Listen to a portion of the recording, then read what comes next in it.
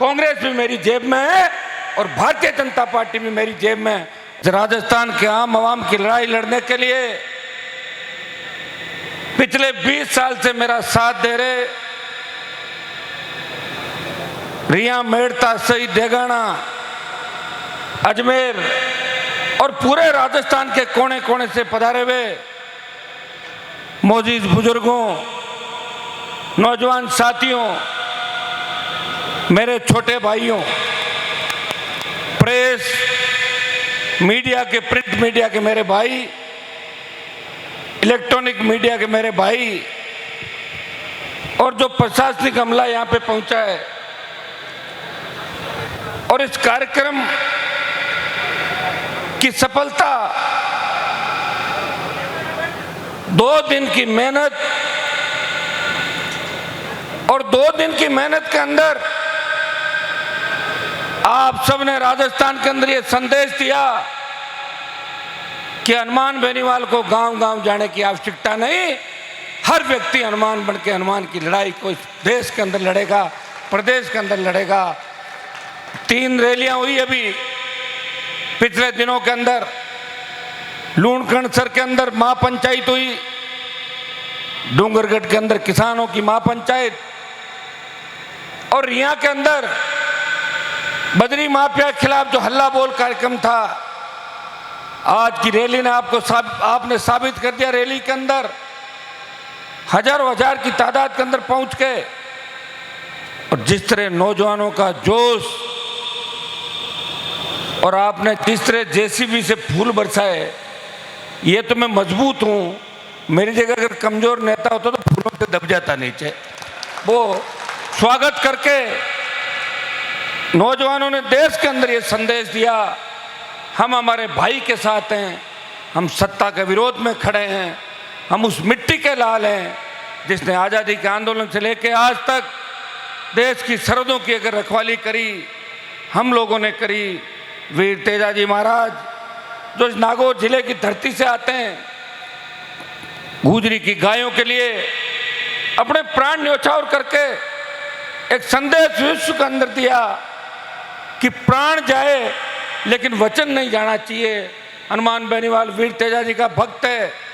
2008, 13, 18 के अंदर राजस्थान की विधानसभा और लोकसभा के अंदर 19 में तेजाजी के जयकारे के साथ इस देश के किसानों जवानों को यह संदेश दिया था कि देश के जवान किसान को जब भी मेरी आवश्यकता पड़ेगी मैं सत्ता को ठोकर मार के मेरे भाइयों के साथ खड़ा मिलूंगा। यह संदेश मैंने पूरे देश के अंदर दिया था। अभी हरियाणा के ताऊ जो बात बता रहे थे, भाइयों, जब मोदी की सरकार ने 3 कृषि विरोधी बिल लाए, मैं एनडीए का साथी था। आज जिन लोगों के नाम मंत्रिमंडल में आ रहे हैं कि ये मंत्री बन रहा है, वो बन रहा है, वो तो मैं 2.5 साल पहले ही बन जाता। मैंने कहा हरियाणा पंजाब का आंदोलन था, उत्तर प्रदेश दिल्ली के लोग साथ आए, राजस्थान में आंदोलन कहीं नहीं था। अगर राजस्थान के अंदर हरियाणा पंजाब और यूपी के भाइयों का साथ किसी ने दिया, मेरे छोटे भाइयों का किसान कौम की तकलीफ समझ के, मेरी पार्टी देश की सबसे नई पार्टी है, आप गूगल पे सर्च करना, मैं चाहता तो मोदी के साथ सत्ता का आनंद ले सकता था जिस तरह राजस्थान के 4-5 मंत्री ले रहे हैं दिल्ली के अंदर। लेकिन जब मेरे भाइयों को तकलीफ के अंदर देखा, NH-8 जो गुर्जर आरक्षण आंदोलन के समय जाम नहीं हुआ था, पहली ललकार के अंदर NH-8 को जाम कर दिया और दोबारा मैं पहुंचा, एनडीए को ठुकरा दिया, सत्ता को ठोकर मारी और देश के सांसदों के अंदर अगर 70 दिन कोई सांसद सड़क पे अपने भाइयों के बीच बैठा, पूरी सर्दी जिसने निकाली ठंड के अंदर, वो नागौर का सांसद था जो नागौर और किसान के सम्मान की लड़ाई पूरे देश के अंदर अपने भाइयों के लिए लड़ रहा था। भाइयों, उसके बाद बढ़ती महंगाई को लेके इस राजस्थान को विशेष राज्य का दर्जा देने की बात अगर लोकसभा के अंदर किसी ने करी, मैंने इस मामले को उठाया। हम उस राजस्थान से आते हैं जिसे विशेष राज्य का दर्जा मिलना चाहिए। इस राजस्थान में रेतीले दौरों के साथ साथ अरावली की पर्वतमालाएं, लंबा ट्राइबल बेल्ट, चंबल के बीड़, और तमाम वो मापदंड राजस्थान पूरे करता है जो विशेष राज्य का दर्जा लेने के लिए हम हकदार हैं। अगर विशेष राज्य का दर्जा हमें मिल जाता तो न तो आपको टोल देना पड़ता, न बिजली का पैसा देना पड़ता, और न पानी के लिए आपको इस तरह देखना पड़ता, न विकास के लिए सरकार की तरफ टकटकी लगा के देखना पड़ता। भाइयों, इस बात को अगर बल किसी ने दिया तो नागौर के सांसद ने आपका सम्मान बढ़ाया, किसान कौम का सम्मान बढ़ाया। और देश में एक बात चली कि 2003 से लेके 2023 तक इस राजस्थान में कोई लड़ाका अगर हुआ, वो हनुमान बेनीवाल है जो नागौर के एक गांव से आता है, जो किसान का बेटा है, वो तेजा जी का भक्त है, वो 36 कौम के लिए लड़ता है, सर्व समाज के लिए लड़ता है। लड़ते लड़ते कई बार ऐसी स्थिति भी आ जाती है कि हमारी लोगों के खिलाफ लड़ना पड़ता है। वो तो न्याय और अन्याय की लड़ाई है। अन्याय जहां भी होगा, और अन्याय करने वाला कितना ही ताकतवर हो, कितना ही बड़ा माफिया हो, जिसका पीछा मैंने किया उसको दिन में तारे दिखा दिए, मैं कभी बेक नहीं हुआ, अगले कोई जमीन चटा दी। और ये आप जानते हैं राजस्थान की राजनीति का कितने बड़े बड़े नेता थे, किस तरह सरकारें चलाते थे जयपुर से। मुझे इस बात की खुशी है कि मैंने मेरे भाइयों को जगा दिया। आपको साथ रख के चलना बड़ा टेढ़ा काम है। जवान को साथ रख के चलना, फोन नहीं उठाओ तो नाराज, 99 काम कर दो, एक नहीं करो तो नाराज। मैं भी हो जाता हूँ अगलों से, मेरा काम एक नहीं हुआ, क्यों? अपने ये डीएनए के अंदर है, खून है अपना। नाराज जल्दी हो जाते हैं, लेकिन ध्यान भी बहुत रखते हैं। बिना पैसा अगर इस देश प्रदेश में कोई रैलियां कर रहा है, मैं ही कर रहा हूं। मोदी परेशान है, कीडी भेजूं तो कहां भेजूं, 1 रुपया नहीं उसके पास। गहलोत परेशान है, मुकदमे कहां दर्ज करूं, पैसा का लेन देन ही नहीं है, जरूरत नहीं मुझे। आप हजारों की तादाद के अंदर आए, अपने साधनों से आए सारे के सारे। ये डोम बोम का जो सारा खर्चा लगेगा मिल बांट के कर लेंगे, आपका सहयोग है। और आपके सहयोग से ही हनुमान बेनीवाल ने 20 साल की लड़ाई लड़ी। लेकिन मैंने इस लड़ाई के अंदर एक चीज का ध्यान रखा, रिया का बजरी माफिया मेरे दरवाजे पे नहीं आ सकता, मेरे साथ फोटो भी नहीं खिंचा सकता। ये दम अगर किसी के अंदर है, नागौर के सांसद के अंदर है। मुझे पता है कि नागौर जिले के कई कांग्रेसी विधायकों के घर पे हर महीने 15-20 लाख का लिफाफा मेघराज सिंह बजरी माफिया पहुंचाता है। ये नागौर का ही नहीं, जोधपुर, बाड़मेर के अंदर तो हमारे सरकार के एक मंत्री थे, बड़ी बड़ी बातें अब करने लगे जब गहलोत ने धक्का मार के उनको बाहर निकाला सड़क पे। पहले तो गहलोत को पॉलिटिकल पापा कहता था, अब कहता है कि गहलोत ठीक नहीं है। उसके भाई ने ही बाड़मेर का ठेका ले लिया बजरी का पूरा। भाइयों, कहाँ लड़ाई लड़ेंगे आप बताओ। मैं सरपंच साहब को रामनिवास जी कह रहा था गाड़ी के अंदर कि ये स्थिति है हमारे लोगों की, सारे बिजनेस कर रहे हैं। जेके का ठेका हमारे नेताओं के पास, जिन्होंने 70 साल नागौर चलाया। अंबुजा आया, गोदी में बैठ गए, कोई और आया, गोदी में बैठ गए, अपने ट्रक लगा लिए, भाई भतीजे जवाइयों को लगा लिया। तो फिर जो लोग उनके लिए काम करेंगे वो जनता के लिए काम नहीं करेंगे, उनको सस्ती बजरी से कोई मतलब नहीं। मैं बजरी माफिया के खिलाफ हमेशा राजस्थान की विधानसभा के अंदर, चाहे वसुंधरा की सरकार थी तो भी यही बजरी माफिया वसुंधरा को जेब में लेके घूमता था। और गहलोत की सरकार के अंदर इस बजरी माफिया ने यह कहा, मैं किसी को कुछ नहीं समझता, कांग्रेस भी मेरी जेब में है और भारतीय जनता पार्टी भी मेरी जेब में है। और ये 5 लाख टन से ज्यादा जो स्टॉक यहाँ किया है, मैं ये अधिकारियों को कहना चाहूँगा, आज बजरी माफिया के खिलाफ अगर कार्रवाई नहीं हुई तो स्टॉक इस तरह यहाँ पड़ा नहीं रहने देंगे। मैं ये भी प्रशासन को कहना चाहूँगा, समय रहते इस बात की तैयारी कर लें कि नागौर में कानून व्यवस्था नहीं बिगड़े, और नागौर में अगर बिगड़ गई तो पूरे राजस्थान के अंदर बिगड़ जाएगी। इस बात का भी ध्यान आपको रखना है। यहाँ तो चारागाह है नागौर, तो कोई भी आता है चर के चला जाता है। कोई कलेक्टर आता है वो खूब मोटा माल लेके ऐसे जाता है, कोई एसपी आता है पूरी भूख यहाँ से निकाल के जाता है, और जाने के बाद कहता है कि नागौर से बढ़िया इलाका नहीं, क्योंकि बोलने वाला कोई है नहीं। एक व्यक्ति लड़ रहा है, लड़ते लड़ते वो एक व्यक्ति पूरे राजस्थान में लड़ाई लड़ रहा है। समय कम है और लोग ज़्यादा हैं, दुश्मन ज़्यादा हैं, बदमाश ज़्यादा है, लड़ते लड़ते मेरे साथ ये भी पीड़ा रहती है। हमारे बच्चे भी जोश के अंदर होश खो देते हैं, उनकी रखवाली भी करनी पड़ती है और सरकारों से लड़ना पड़ता है। फिर विकास अगर नहीं कराएं, पानी मंगो, फिर विकास अगर नहीं कराएं तो आप कह दोगे कि खाली भाषण ही देते हैं माइक पे, काम तो हो ही नहीं रहा है। तो भाइयों, संघर्ष के साथ साथ अगर विकास को अमली जामा पहनाया, अगर मेड़ता, खींवसर, नागौर और राजस्थान को विकास के पथ पे आगे लेके गया, लोगों को अपने अधिकारों के प्रति जगाया, थाने तहसील का भय जो लोगों के मन से निकाला, थानेदार से, तहसीलदार से अपराधी डरे, आम आदमी थानेदार से नहीं डरे। अगर ये मजबूती आपको दी तो आपके भाई ने इस राजस्थान और नागौर के अंदर आपको मजबूती दी लंबे समय से।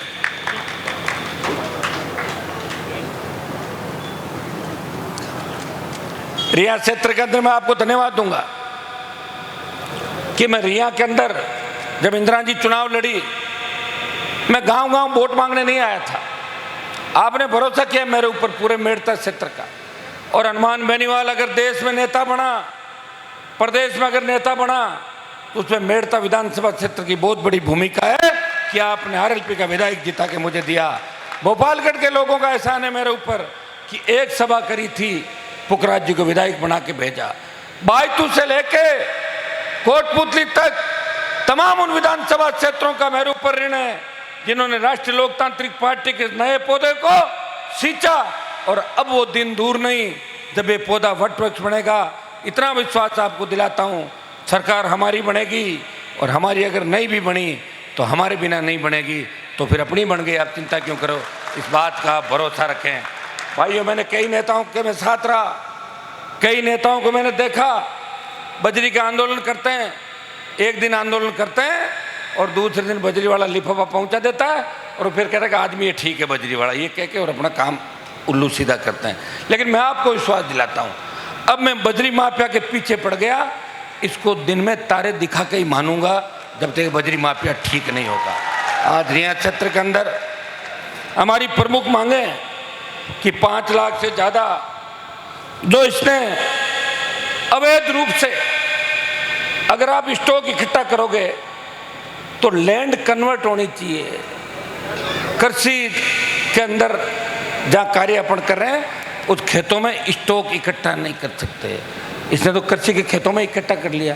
तो सबसे बड़ा अपराध बजरी माफिया का, किसने बजरी को कहाँ इकट्ठा किया। नदी को खोदना चाहिए, शायद 1-2 मीटर कितनी है इसकी खोदने की, और खोद दिया 15 मीटर 20 मीटर, और कई जगह तो पानी निकल गया राजस्थान के अंदर। ये तो रिया का जो ठेका है, ये तो बजरी माफिया के नाम है।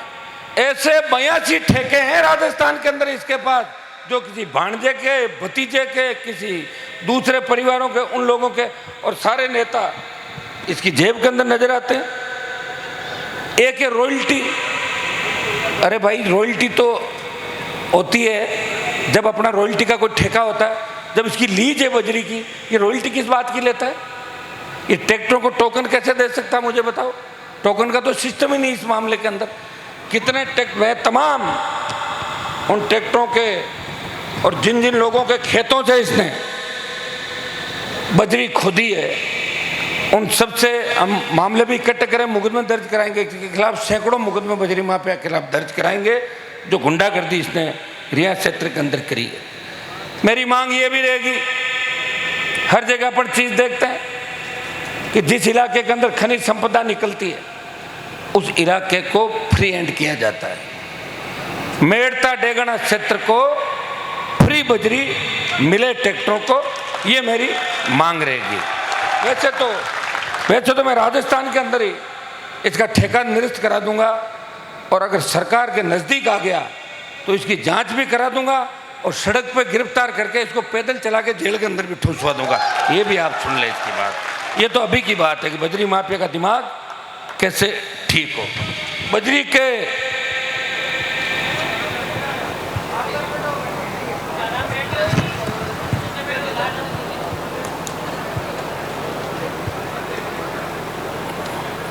एक जितने गुंडे बदमाश है, पंजाब से, हरियाणा से, यूपी से, सारे गुंडे बदमाश नाकों पे बैठे हैं। ये नाके लगा ही नहीं सकते। नाके तो कब लगते हैं? जब रॉयल्टी का ठेका होता है। ये नाके गलत है। आज या तो सरकार इन नाकों को उखाड़ेगी, नहीं तो चाहे मुझे रात को बैठना पड़े, ये नाके फेंकवाऊंगा यहाँ से उठा के मैं सारे। ठीक है, कोई नाका इस रियासत क्षेत्र के अंदर कोई नाका नहीं रहेगा। अगर नाका रहेगा तो फिर हम नहीं रहेंगे यहाँ पे, ये भी तय है। नाके हटवाऊंगा सर।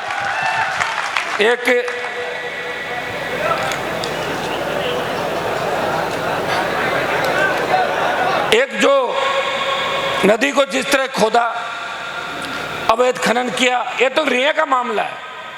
पर जो कोलाहित के अंदर अल्लाह बोला हमारा, टोंक में है, भीलवाड़ा के अंदर है, धोरी मन्ना के अंदर है, तमाम जहाँ जहाँ जगह इसने बदमाशी करी है। आप जानते हैं भारतीय जनता पार्टी इसकी गोद में बैठ गई। मैं नाम नहीं लेना चाहता। बीजेपी के नेताओं की जो पोस्टर पे फोटो लगती है आजकल, ये उनको सारी सुविधाएं यही उपलब्ध कराता है। दिल्ली में होटल से रहने से लेके, गाड़ियों के खर्चे से लेके, उनके परिवारों का खर्चा वहन करता है। और यही हालत कांग्रेस पार्टी की। गहलोत जी को पता नहीं क्या हो गया, ये जो रात कैंप लगा रहे हैं, मुझे लग रहा है कि बजरी से लूट के और फिर आपको वापस दे रहे हैं। यही तो रात कैंप। और क्या रात कैंप बताओ मुझे? ये रात दे रहे हैं। पेट्रोल डीजल 100 पार चला गया। दिल्ली वाले स्टेट पे डाल रहे हैं, स्टेट वाले टैक्स लगा रहे हैं। हरियाणा, पंजाब, यूपी के अंदर आप देखेंगे कि डीजल पेट्रोल की दरें कम है हमसे, 10 रुपये, 11 रुपये, 12 रुपये। कौन सुनने वाला है? कौन पुकार करेगा? जब भारतीय जनता पार्टी ने आपस में हाथ मिला लिया, जो आरोप 2009 के अंदर मैंने लगाया था कि वसुंधरा गहलोत मिले हुए, और गहलोत ने कहा पिछले दिनों कि वसुंधरा अगर नहीं होती तो मेरी सरकार नहीं बचती। 15 साल बाद ये आरोप सत्य साबित हुआ। अगर कोई व्यक्ति लड़ रहा है, और भाइयों पार्टी बना के लड़ने के अंदर बहुत जोर आता है। लोग तो हमारे नेता भी नागौर के अंदर बड़े बड़े नाम बड़े थे। कभी तो लोक दल के टिकट वहां से खुद लाते थे, उसमें शील किसी और की होती थी। कभी दमकीपा लाते, कभी कोई बिहार की पार्टी लाते। इस राजस्थान के अंदर 70 साल में अगर इस चुनौती को स्वीकार किया और यह संदेश दिया कि मैं इस राजस्थान के मेरे भाइयों को कर्ज मुक्त कराऊंगा, फ्री बिजली दिलाऊंगा, हुंकार रैलियों के माध्यम से मजबूत लोकायुक्त होगा, जवानों को रोजगार होगा, और टोल